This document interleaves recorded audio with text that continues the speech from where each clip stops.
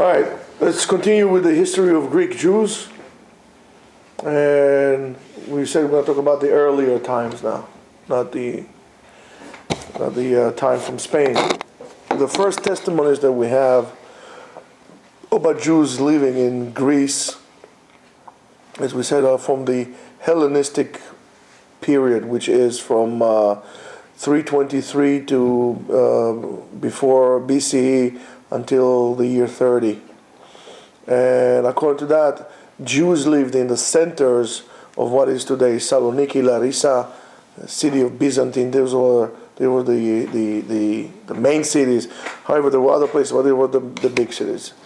In the Bible itself, the Bible, the one and only Bible, there is a mention of Jews living in those areas. For example, in Sefer Yoel, Perek Daled, Pasuk Waw, Rav, it says, "Uvnei Yehuda uvnei Yerushalayim mechartam bevnei Yemanim lemalachikam me'al gvulam." You sold the Jews, the children of Judah and the children of Jerusalem, to the sons of the Greeks, and you removed them from the border. In the book of Isaiah 66, verse 19. I like when they say that. It says, "V'samti bahem ot v'shalachti mahem pelitim el hagoyim Tarshish, Pul velud mashchei keshet tevel veyavan ha'im harechokim asher lo shamu et shem'i velo ra'u et kvodi ve'yigidu et kvodi bagoyim." I sent them all the way to those places, to the islands of Greece, and so on and so forth. At the beginning half of the 3rd century BC, there are testimonies or evidence of connections between Judea and Sparta. Sparta, a very good place, as it broke in the external books. One of the external books, the Sefer Maccabim, talks about the exchange of letters between Yonatan HaVavsi to the people of Ashparta. Ashparta is Sparta. Yes, it's madness, but it is Sparta. That exchange of letters as official letters was done in order to reinitiate an old connection that they had. The letter of the Roman consul from 142 BCE, that copies from that was sent also to Sparta in Sikon and other districts. Also indicates there were Jews and Jewish settlements in those places.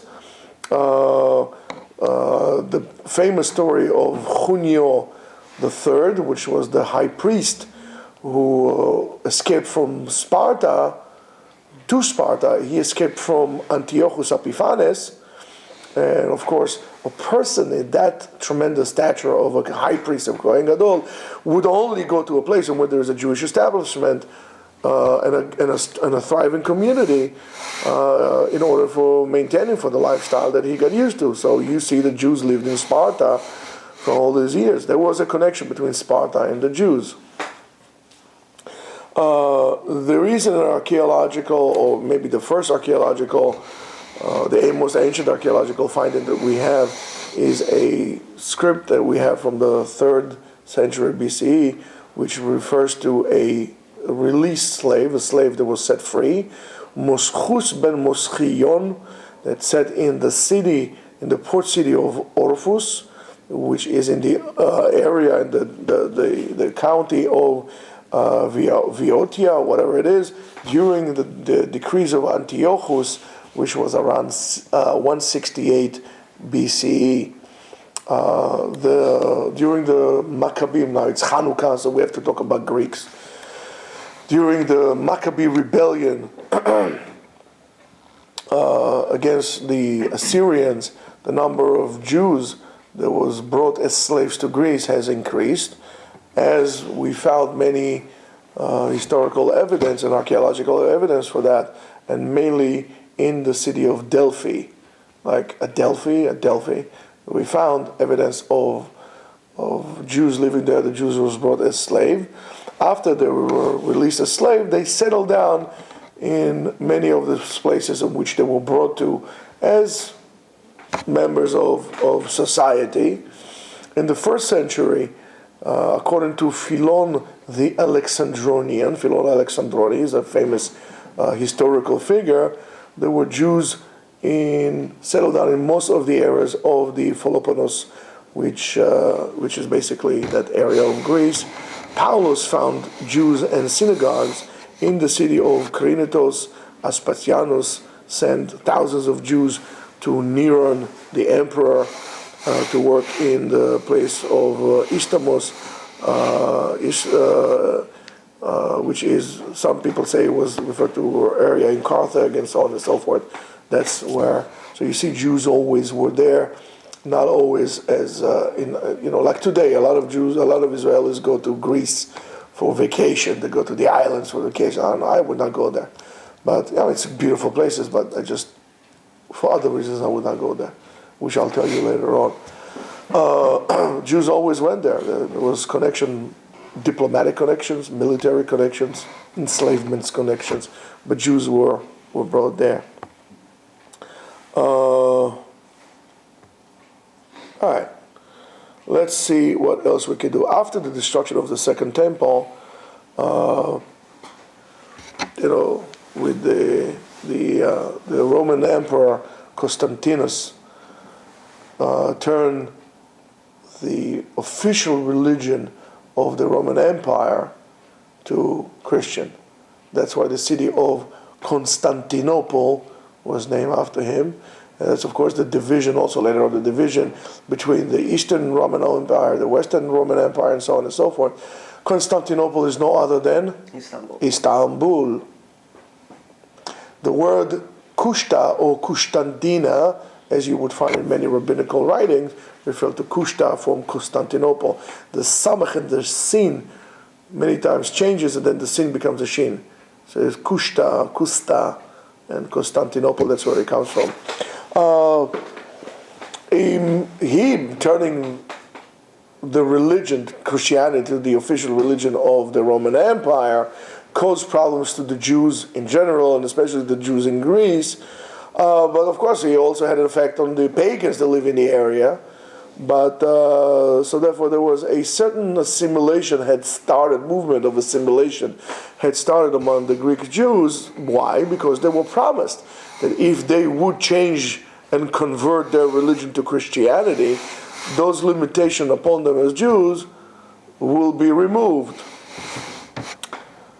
But to make a long story short, that of course never happened. And the Greek Jews lived in big families, communes, almost like you would say like the lehavdil, like the crime families. I don't know what crime families are there. Corleone, Bambinos, Gambinos, whatever, Gambo, So they lived in almost like, it was like an enclave in which the Jews lived in. And sometimes you would have some Jews among those families that switched their religion to Christianity. However, they still live with their families. During the Byzantine era, the Jews suffered tremendously. The Jews in Spain suffered tremendously, period. The Jews in Greece suffer more than general. They had a lot of limitations, legal limitations. They were very limited in terms of what they could or could not do. They were limited in terms of business that they could run or could not do with certain people. Religious limitations. They were persecuted. It's terrible. It's really a horrible time. At 1204, after a famous crusade where Constantinople was destroyed, some messianic movements started to be, some messianic winds start to blow into the spirits of the people. That's usually what happens when you are in low hopes. The only way to so-called revive yourself is to blow some kind of a messianic wind in you that will maybe stoke the fire of existence, but usually ends up bad, until Greece was taken over by the Ottoman Empire in 1453. The Jews in Greece always had ups and downs. It was ups and downs all the time. It it wasn't stable. Mainly depends on the mood of the rulers of that era. But, and that mood really depended on how religious or Christian religious they were. It was always the tendency of Christianity to fight the Jews and against the Jews, because the Jews was always a sore bone in the Christian existence, because Judaism always is the truth, claims to the truth, and therefore nobody else can claim that to be as another truth. So therefore the persecutions of Jews by Christians, when Christianity was the way of life in those places, was always a problem, which was not the case with the Muslims. The Muslims did not need to prove that they are the only truth, and therefore the Jews suffer less with the Muslims than they suffer with the Christians. Well, today is a different story, but that's why today we get along a little bit, not too much, a little bit with the Christians, because they're not so Christians. Okay? Basically, you can't count on anyone. We're there on our own. Regardless of how much we would like to assimilate and to be like a nation among all nations, it is written in the Torah that that's never going to work. Am levadad yishkon, we're going to stay on our own. Now, so if you don't want to understand it on your own, there's always going to be a goy who's going to remind you that. So you choose which way you're going to do that.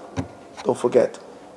That's why we have all the laws of not eating together, not drinking together, not marrying people, and therefore we need to do whatever we can to keep this gap. Because by doing so, we are fulfilling a biblical commandment. Am levadad yishkon. Okay, we'll do a little bit more, okay, let's stop here because we need to daven mincha. This is just the on a tip of the finger, but all right.